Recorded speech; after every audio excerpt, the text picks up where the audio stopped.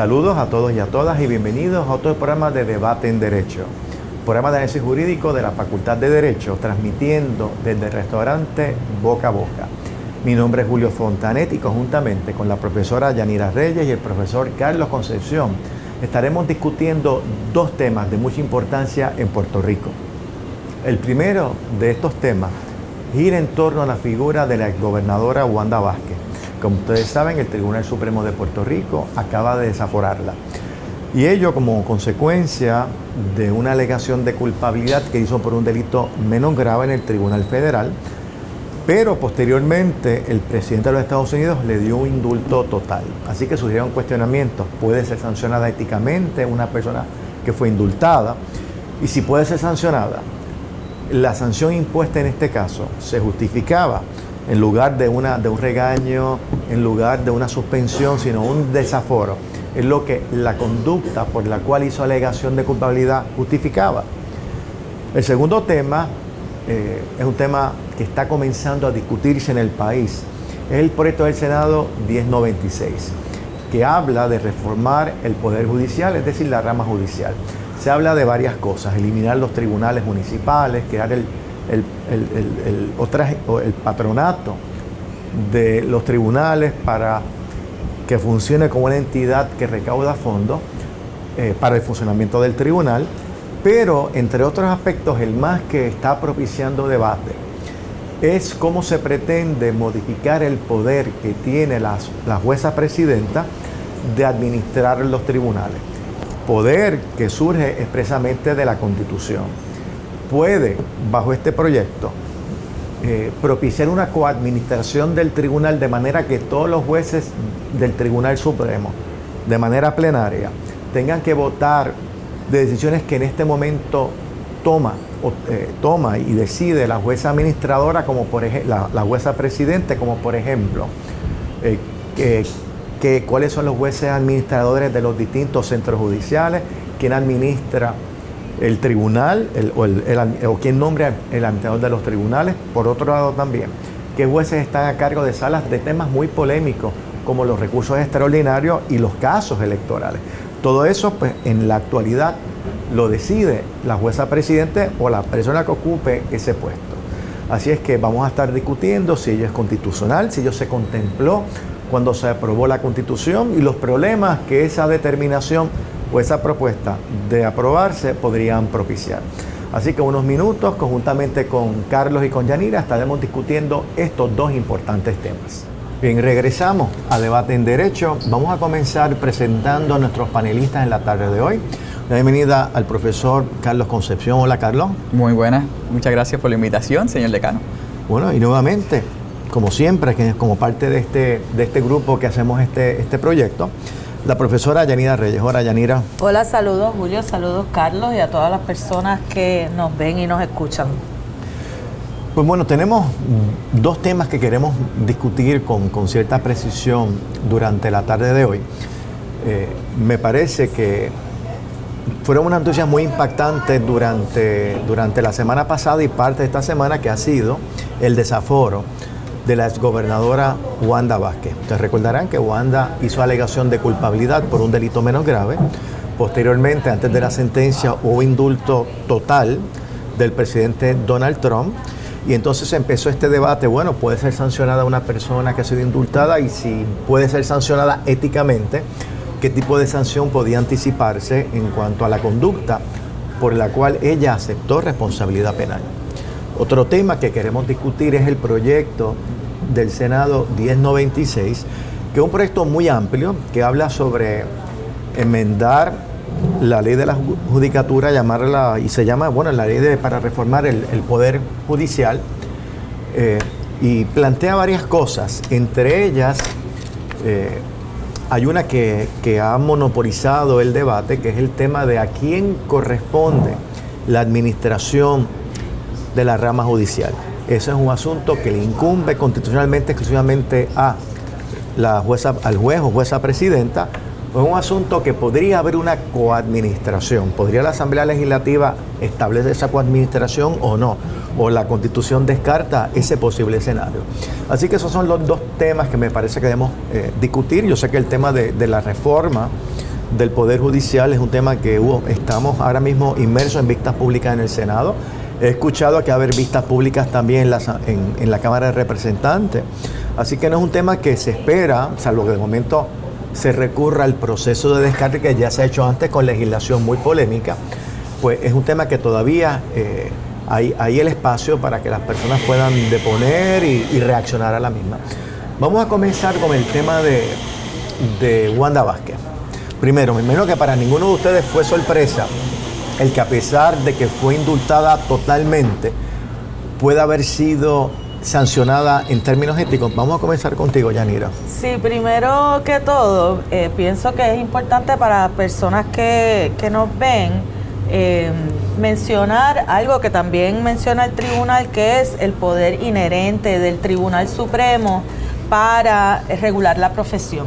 Y eso es un asunto que siempre causa un poco de debate, ¿verdad? Porque el tribunal se ha autoadjudicado ese poder de regular la profesión jurídica, y como parte de ese poder inherente, el tribunal ha determinado que puede evaluar la conducta de profesionales del derecho que tienen licencia, que están activos y activas con sus licencias, y determinar si no cumplen con los cánones de ética y cuál sería la sanción.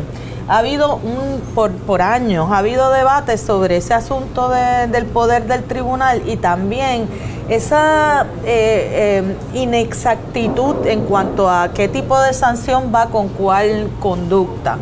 Y eso algo lo discute el tribunal en este caso.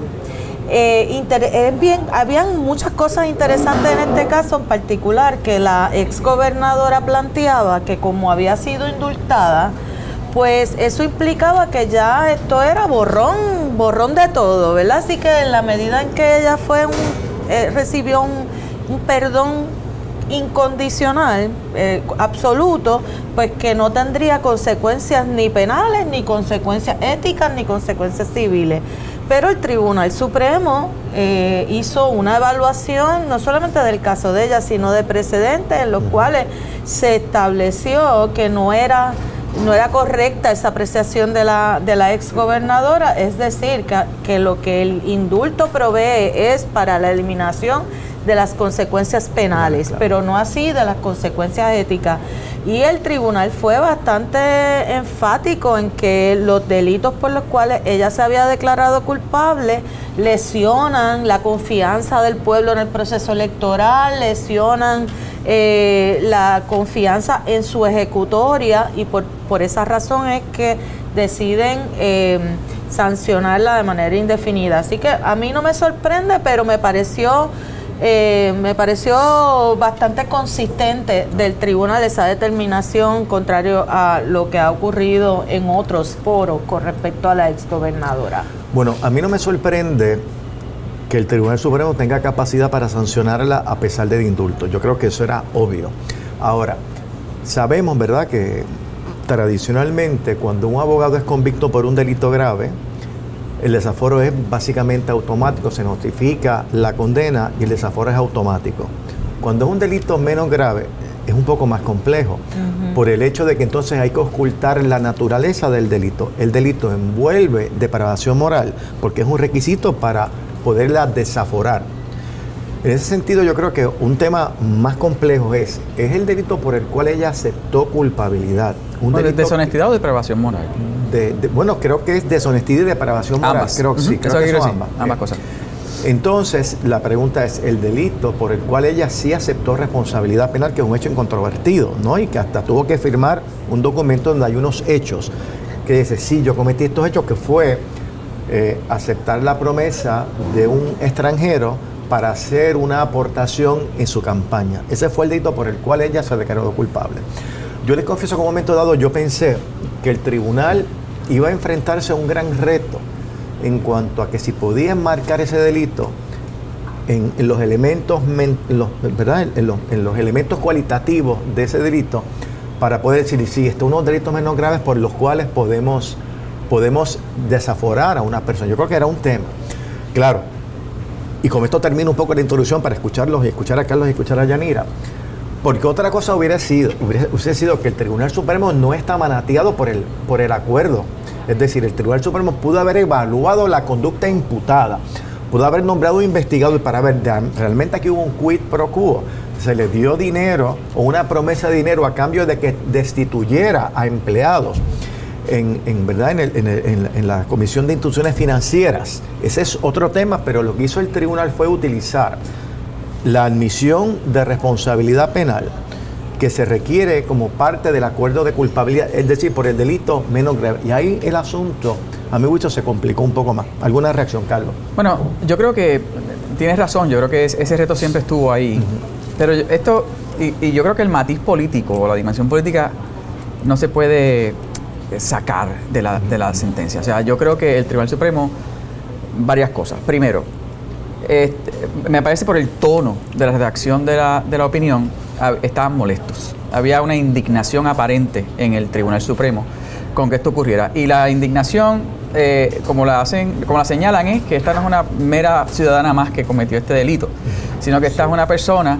que fue abogada por muchos años, así lo mencionan, después fue fiscal, fue jefa de fiscales, que se dedica a asegurarse que la justicia, se vela por la justicia, después fue procuradora de las mujeres. Después de eso fue secretaria de Justicia y después fue gobernadora de Puerto Rico.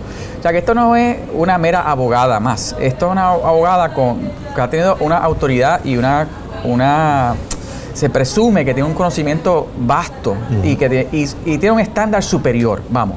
Y yo creo que el Tribunal Supremo trató de hacer ese énfasis y también trató de diferenciar, antes de entrar a lo del delito, trató de dejar saber que el perdón es un perdón ejecutivo, no es un poder judicial.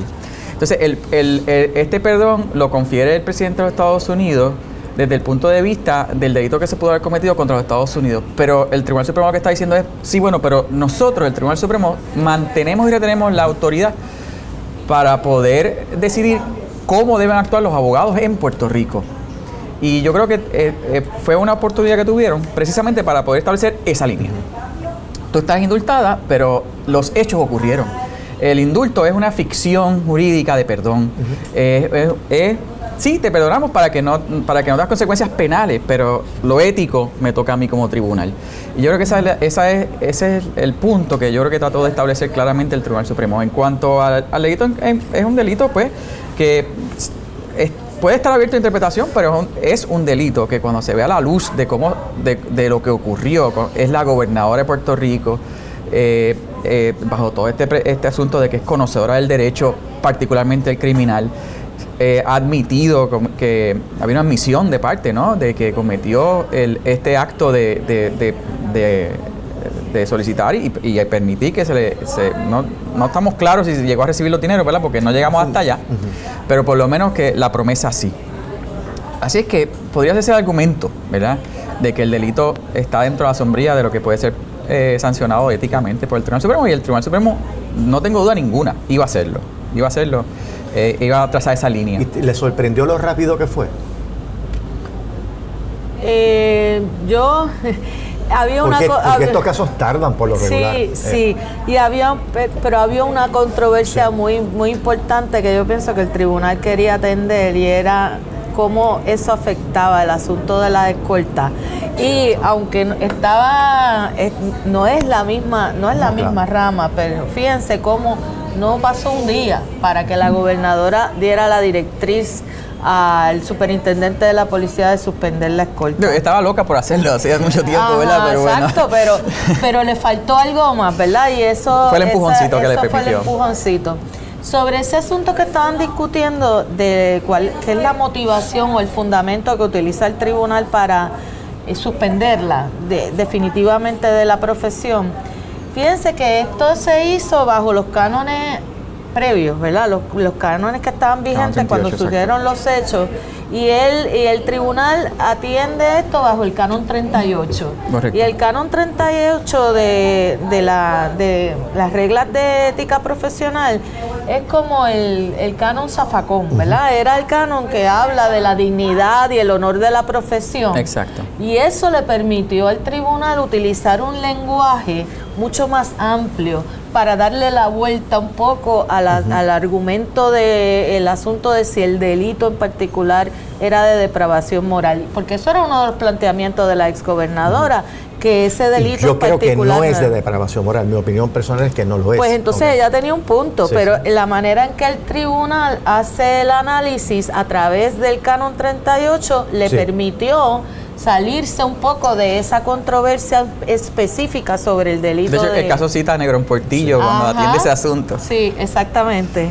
Pero elaborando sobre ese dato, a mí me parece que si ya no hubiera sido exgobernadora, exsecretaria de Justicia, exfiscal, ex procuradora de las mujeres, yo creo que probablemente el trato que le hubiera dado el Tribunal Supremo hubiera sido un poco más flexible. Yo creo que por ¿Cómo que la ese experiencia previa. Si mi mamá tuviese rueda fuera bicicleta, o sea, es gobernadora.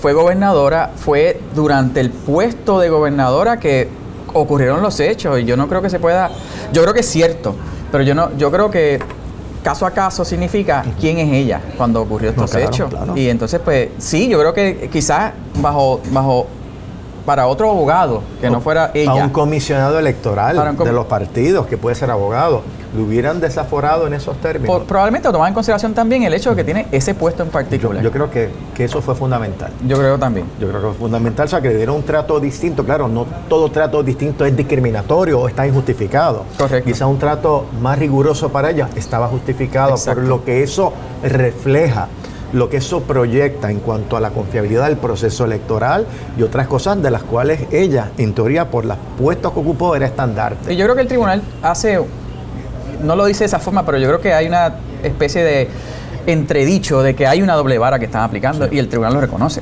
Dice, yo sé que, o sea, no dice de esa forma, pero parecería decir, Sí, sí. quizás en otro caso no, pero con ella sí. No Pero siempre una doble mala es negativo. Yo Correcto. creo que tenemos que estipular eso. Porque había un asunto de la intención, ¿verdad? De si el delito, lo que ella había hecho era con conciencia de que estaba cometiendo un delito. Correcto. Porque ella habla de que no es un delito, que es como una falta estatutaria, una cosa así. Pero el tribunal hace mucho énfasis en que ella debía conocer que lo que estaba realizando era ilegal. De hecho, hacen una cita al final, algo así como she should know better. Diablo, ahí pues, y con footnote explicativo y todo. Ajá, una cosa bien, Ahí como bien que se fue un poco extraña, la ¿verdad? cosa. Pero en otras palabras si hay alguien que debió haber sabido que eso que estaba haciendo no era correcto, era una persona como ella. Y un poco diciendo, ella hizo su propia cama. Ajá. Ella fue la que generó los hechos con conocimiento de que eso estaba mal y aún así lo hizo y después lo admite. Así que no lo vamos a tolerar. Y el otro elemento que no hemos tocado es que al Tribunal Supremo le dio bastante énfasis, es que ella no ha demostrado hasta el punto, por lo menos en que se escribe la opinión, de arrepentimiento, de que lo que ocurrió le causó reflexión en cuanto a que estuvo mal. Y entonces cuando acude al tribunal, lo que intima el tribunal es que acude al tribunal con la postura de yo no hice nada porque me indultaron. Y ustedes ahora tienen que también eximirme porque el presidente me eximió. Y creo que el asunto de la profesión y el proceso de disciplina, lo que quiere decir el Tribunal Supremo, es que requiere reflexión sobre lo que ocurrió. Y eso, y si lo que ocurrió estuvo mal, pues se espera que el abogado diga, estuvo mal, pero voy a corregirme. Y ese elemento el tribunal tampoco lo vio en la gobernadora, ex gobernadora. Mencionaste algo que yo creo que de alguna manera matiza el caso. Yo creo que esto corrió paralelo al tema de las escoltas, que sigue siendo un debate. Hay dos proyectos de ley. Uno que tenía el nombre de Wanda Vázquez porque era para los que fueran convictos, pero hay otro que yo apoyo 100%, es que le quiten las escoltas a todos los gobernadores. Salud, tú puedes justificar un problema de seguridad una vez dejes de ser exgobernador. Y en Puerto Rico, que yo sepa, no hay un problema de seguridad para los exgobernadores. No el único gobernador que lo han agredido, después de Muñoz Marín, allá en los 50, que hubo, ¿verdad? Bueno, trataron de matarlo. Sí, pero en el 50, en otro contexto histórico. Correcto, en otras circunstancias. Fue el incidente en que Carlos Romero Barceló fue agredido, pero no tuvo que ver nada con ser gobernador. No, tuvo que ver con unos amigos, estaban consumiendo Par de alcohol, palos comiendo, excesivos. que no es ningún delito, o sea, entre amigos. Irónicamente, Carlos Romero Barceló se pone a hablar peyorativamente del entonces presidente George Bush, y este señor, que es extranjero, se molestó que hablaran mal del presidente de Estados Unidos y agredió a Carlos Romero Barceló. Correcto. Pero que digo esto no para compartir. No era la persona a quien la escolta le iba a decir, aléjate. Es correcto, la escolta estaba porque estaba entre amigos, ¿verdad? Supuestamente entre amigos. Pero lo que yo espero es que esa eliminación de la escolta que se justifica no elimine esta otra iniciativa de que por fin nos ahorremos ese dinero, que esos policías sean ubicados en unas áreas donde realmente son más necesarios, ¿verdad? Para la seguridad de todos y todas. Así es que, vamos, yo espero que por lo menos este curso de acción no sea una excusa para decir, no, ya el tema de la escolta se eliminó. No es tanto dinero, pero es lo que a mí me parece es lo que proyecta también. La proyección es importante. No sé qué piensan ustedes. Sí, a mí me parece bien interesante porque trajo el asunto de las escoltas más allá del caso de Wanda Vázquez. ¿Por qué digo eso? Obviamente esto provocó, como tú bien dices, el asunto de Wanda Vázquez provocó una serie de proyectos de ley que iban dirigidos a eliminar las escoltas, unos a ella y otros en general, a todos los exgobernadores. Y obviamente la gobernadora no quiere aprobar esa ley. Ella vetó ya el otro proyecto que fue aprobado por ambas cámaras de manera prácticamente unánime. Y ella lo vetó porque ella no quiere afectarse su propio privilegio de escolta. Así que ella estaba en una situación complicada porque por un lado quería quitarle la escolta a Wanda, pero no quería afectarse a ella misma. Y siempre había dejado sobre el tintero que iba a presentar otra cosa, lo que no había ocurrido. Pero la manera que han justificado la eliminación de la escolta de Wanda Vázquez es sobre una opinión del Departamento de Justicia, que de hecho yo no la he visto. ¿Tú la has visto? Yo no la he leído completa, pero no la he visto. Pero lo que he visto en la prensa plantea que es una interpretación de la ley de la policía, que hablan de la definición de exgobernadores. Es la ley 2. La ley sobre beneficios a exgobernadores. Beneficios a exgobernadores, gracias por la aclaración. Pues esa ley establece una definición de lo que es un exgobernador y tiene dos requisitos. Uno es que haya sido electo por el pueblo de Puerto Rico en elecciones y que haya cumplido al menos 4 años.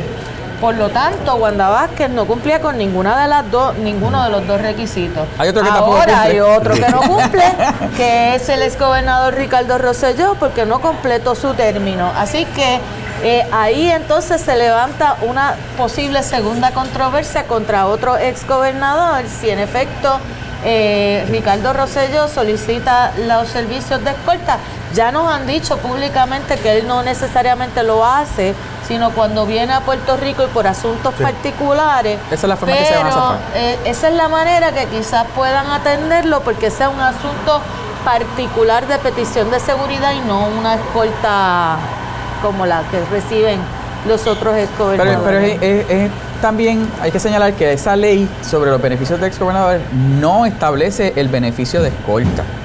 Lo que establece es el beneficio de una oficina, de personal para la oficina, un chofer con carro, pero la escolta que es seguridad, el que cuida la seguridad e integridad física de ese individuo a través de un agente de la policía, es una interpretación que se da un poco traída por los pelos en el caso de los derechos adquiridos de los gobernadores Hernández Colón. Había sido así determinado por un documento guía de la policía de Puerto Rico. Una interpretación que hizo la policía a su propio reglamento. La policía sobre lo que significaba darle seguridad a un exgobernador. Pero eso no está en ningún lugar. No está legislado. Y esa es la dificultad de todo este tema, es la jurisprudencia que le confiere a los exgobernadores como un derecho adquirido, el derecho de tener esa escolta, que se lo adjudicó el tribunal. Claro, y esa decisión surge cuando Aníbal Acevedo Vilá, mediante orden ejecutiva, eliminó ese privilegio, es decir, todavía no ha llegado a la consideración del Tribunal Supremo de Puerto Rico el que se quite esa escolta mediante legislación. Son dos procesos distintos. Claro. Y debo decir que a mí me causó mucho malestar.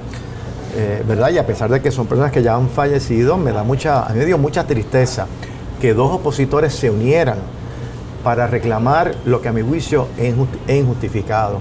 Yo también quiero distinguir que Sila María Calderón y Aníbal Acevedo Vilá acceden sus escoltas. Yo diría que todos los exgobernadores, Luis Fortuño, que está muy bien económicamente, que Alejandro García Padilla, que ¿quién más está? Bueno, Pierluisi. Deberían renunciar. Es como un ejemplo de ellos tienen que dar el ejemplo. Vivimos en tiempos difíciles. Luis Fortuño aprobó la Ley 7, la gestionó y se aprobó, que le quitó muchos privilegios adquiridos. Y el trabajo. A los empleados. Entonces, ¿cómo él no puede dar ni siquiera el ejemplo? ¿Verdad? Y lo digo a él porque fue durante su administración, pero también yo emplazo al amigo Alejandro García Padilla, que yo creo que es terrible. Y bueno, y no digamos del Tribunal Supremo, que también cuando a todos los empleados públicos se le han quitado, se les modificó el retiro, el Tribunal Supremo defendió el retiro de los jueces porque ellos eran distintos a los otros, como, ¿verdad? Animal Farm, hay unos animales más distintos que otros. Claro, estaba el tema de la Constitución que decía unas cosas, pero realmente en momentos de crisis yo creo que los líderes tienen que dar el ejemplo. El sacrificio debe comenzar por uno mismo. Pero lamentablemente no vivimos en esos tiempos. Es un poquito más complejo porque, vamos, les gusta tener esa... Nadie la mal un dulce, exacto. Claro, pero hay que dar el ejemplo. Yo, cuando tú eres funcionario público de ese nivel, es bien importante dar el ejemplo. Pero bueno, pasemos al segundo tema, que es un tema que está empezando a propiciar debate. Ya hubo unas vistas públicas esta semana que estuvo la expresidenta del Colegio de Abogados, estuvo la jueza presidenta también. Y me refiero al proyecto del Senado 1096, el proyecto que pretende de alguna manera modificar y cambiar el funcionamiento de la rama judicial. Hay muchas cosas, se habla de eliminar el tribunal municipal, se habla de crear una cosa extraña que se llama el patronato del tribunal judicial, peligroso también. Que yo 3 segundos sobre eso, sí, cuando puedas, porque me parece un tema interesante. Sí, y peligrosísimo, en mi opinión. Absolutamente. Pero realmente, aunque esos son unos asuntos que son importantes, yo creo que el tema rector, el tema medular, gira en torno al artículo 5, 6, 7 de la Constitución. Y lo voy a leer y entonces vamos un poco a reaccionar. Lo leo literalmente. El Tribunal Supremo adoptará reglas para la administración de los tribunales, las que estarán sujetas a las leyes relativas a suministros, personal, asignación y fiscalización de fondos y otras leyes aplicables en general al gobierno. El juez presidente dirigirá la administración de los tribunales y nombrará un director ejecutivo, quien desempeñará su cargo a discreción de dicho magistrado, es decir, de el juez o jueza presidente. Digo esto porque yo creo que hay dos cosas claras, por lo menos de un análisis textual y originalista de esta disposición. Originalista porque vamos a mencionar en el debate algunas cosas que se dieron en la Asamblea Constituyente. Está claro que el Tribunal Supremo en su pleno adopta las reglas de administración, pero es un hecho indisputable que el juez presidente dirigirá la administración, es decir, implementará esas reglas que el pleno adopte, incluyendo el que va a estar en el día a día, que es ¿verdad? Va a nombrar al director administrativo. Cuando leemos este proyecto, lo que se está hablando es de una coadministración. Es decir, que el Pleno del Tribunal Supremo no únicamente adoptaría las reglas, sino que van a coadministrar. Así que las decisiones de qué juez va a estar en esta sala, quién va a ser el juez administrador de un determinado distrito judicial, va a corresponder al Pleno y no al juez o a la jueza presidenta. Entre otras tantas cosas. Claro, porque muchísimas cosas que en el día a día, ¿verdad? La maneja la jueza presidente de la mano del director de los tribunales. Así es que yo diría que eso, hay muchas cosas, pero eso es lo medular. Bueno, Yanira, ¿qué tú nos dirías? Hubo una vista en el Senado, en la Comisión de Gobierno, dirigida por Ángel Toledo. Tuve la oportunidad de participar acompañando a la compañera presidenta del Colegio de Abogados, Vivian Godinó. También tuve la oportunidad de participar de una comisión especial que creó el Colegio de Abogados para estudiar el proyecto y escribir el memorial. Pero quiero mencionarles una cosa bien interesante que pasó allí. El presidente de la comisión, Ángel Toledo, hace la misma lectura que tú haces de la sección del artículo 5, sección 7.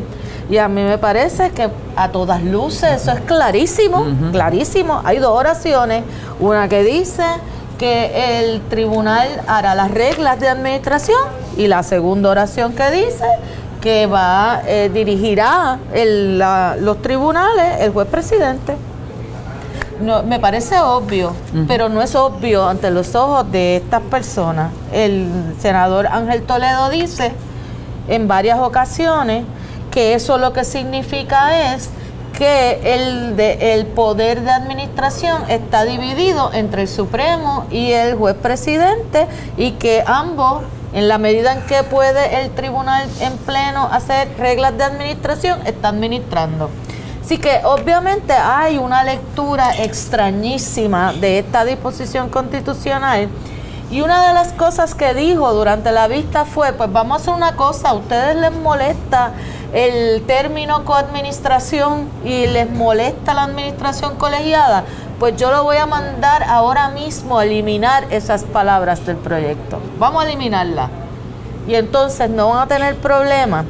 Y ahí entonces que el colegio le hace un señalamiento al senador diciéndole: mire, lo que pasa es que lo que ustedes están proponiendo en este proyecto 1096 va más allá de crear reglas de administración. Es realmente administrando en unos asuntos bien puntuales. Correcto. Porque vamos a dejarnos de pensar en pajaritos preñados. Aquí lo que le interesa al presidente del Senado no es la administración de la cosa chiquita de pagar la luz o pagar el agua. Lo que le interesa en particular son las designaciones de los jueces a los tribunales, a las salas especializadas, a la sala de recursos extraordinarios para atender asuntos de leyes electorales, especiales. para los jueces administradores. Le interesa también los asuntos que tienen que ver con el oficial de prensa, el nombramiento de los administradores, los subadministradores de OAT.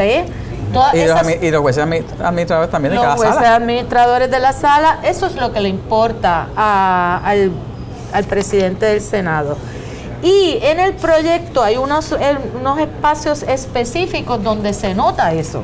Y es cuando no es asunto de reglamentación, sino de administración, cuando dice directamente en el artículo 3.006 del proyecto que el Tribunal Supremo designará los jueces que administrarán las regiones judiciales.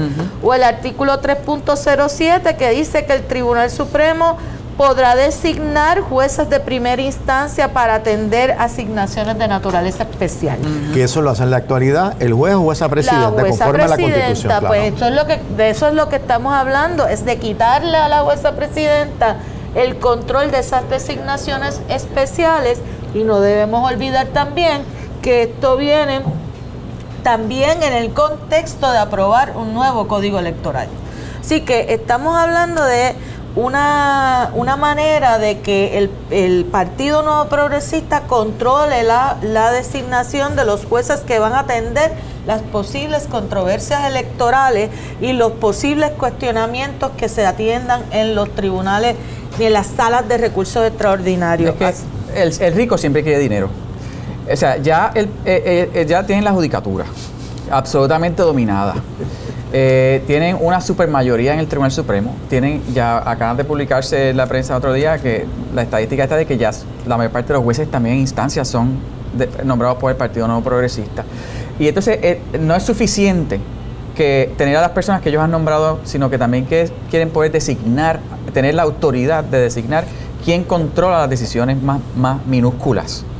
Recordando que por lo menos si tomamos como ejemplo las elecciones pasadas, donde los tribunales estuvieron activos continuamente con diferentes temas, pues ¿quién va a ver los casos?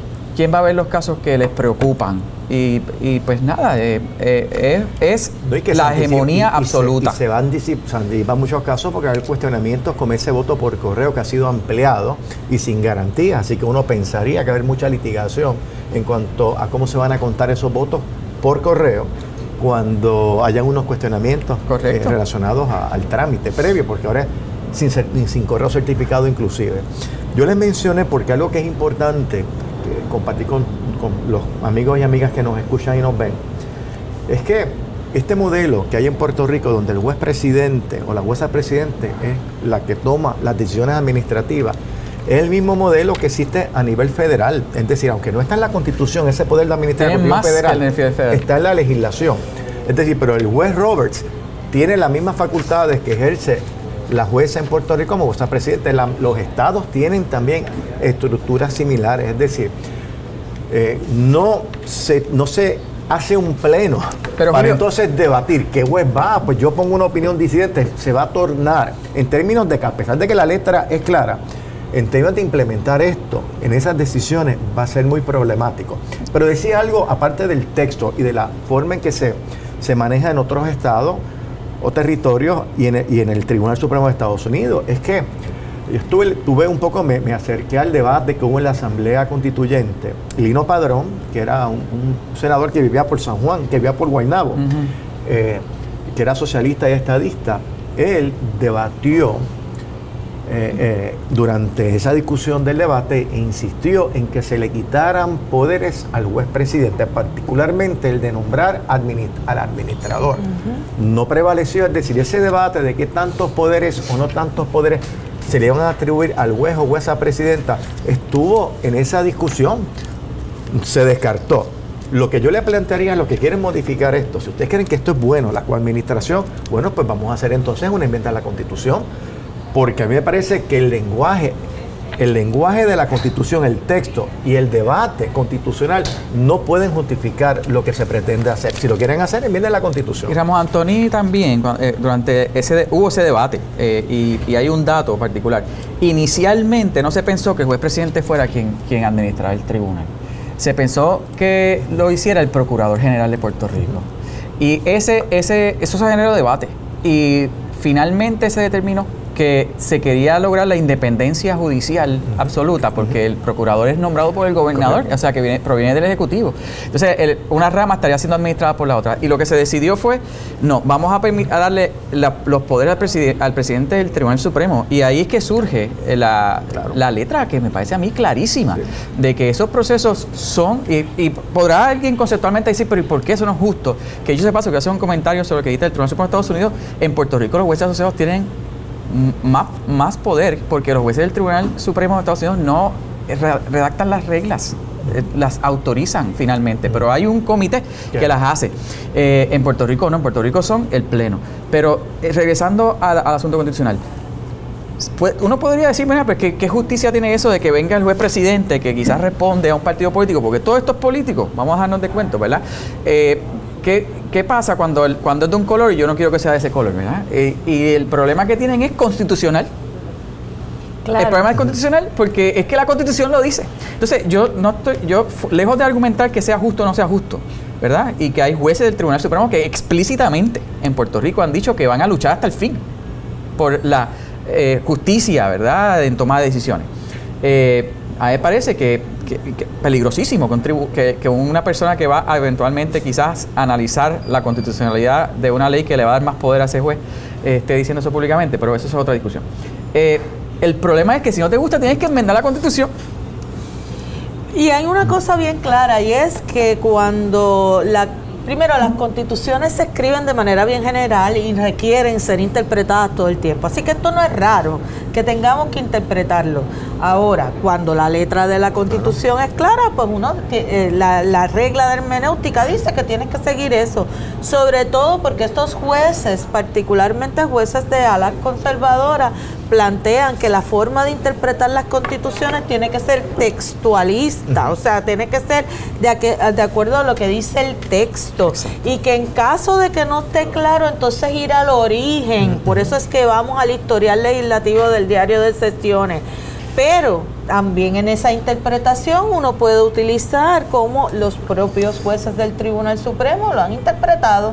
Y esta disposición se ha interpretado previamente por estos mismos jueces que están ahora ahí.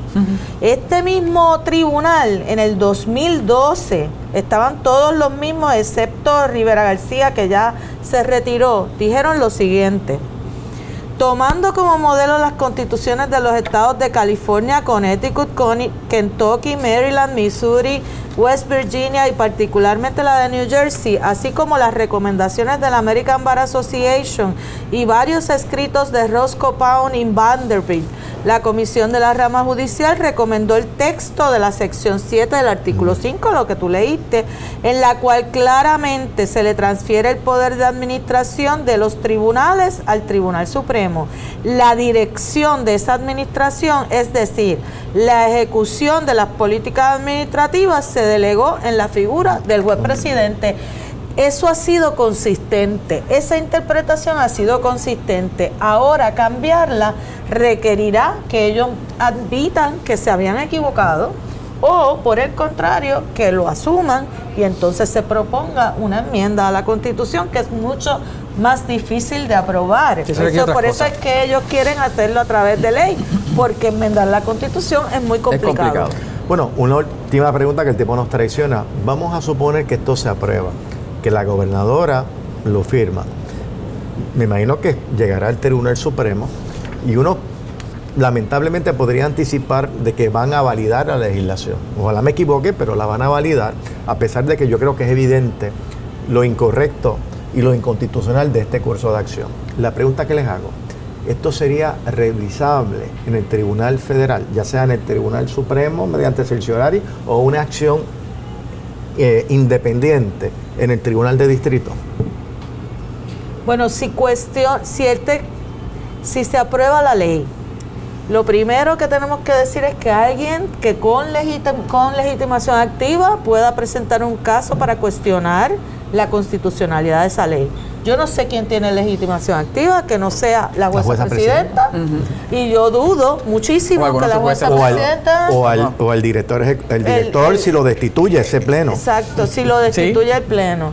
Sí. Así que vamos a empezar por ahí. Si ese caso de alguna forma supera el asunto de la legitimación activa y es atendido por el propio Tribunal Supremo de Puerto Rico, ¿cómo una decisión del Tribunal Supremo de Puerto Rico es revisable por el Tribunal Supremo Federal? Solo cuando se le presenta una cuestión federal, es federal question. Yo no sé cuál es la cuestión federal aquí, esto es puro derecho constitucional local. Pero la Constitución de Puerto Rico se aprobó en virtud de una ley federal. La Constitución de Puerto Rico también fue aprobada por el Congreso. Eso no es suficiente federal question. No sé, lo hay que hacer ese argumento, pero o sea, explícitamente no surge. Yo creo que habría que hacer ese argumento entre el Tribunal Supremo de Estados Unidos de que quiera inmiscuirse en quién administra el Tribunal de Puerto Rico, porque tú sabes que el Tribunal Supremo de Estados Unidos es súper selectivo. Así es que complicado. Lo veo difícil. Bueno, pues vamos a ver qué pasa. Evidentemente, este último tema interesante está comenzando. No dijimos lo del patronato, pero sé que se acabó el tiempo. Para el próximo programa, así que estás invitado para el próximo. El tiempo nos traiciona, ya nos está haciendo acá el director seña. Así es que, Carlos, gracias, Yanira. Gracias a ti por invitarme. A ustedes por escucharnos, a los técnicos por este apoyo que nos dan. Así que nos vemos la semana que viene y, como siempre, Debate en Derecho, hablando claro. Buenas tardes.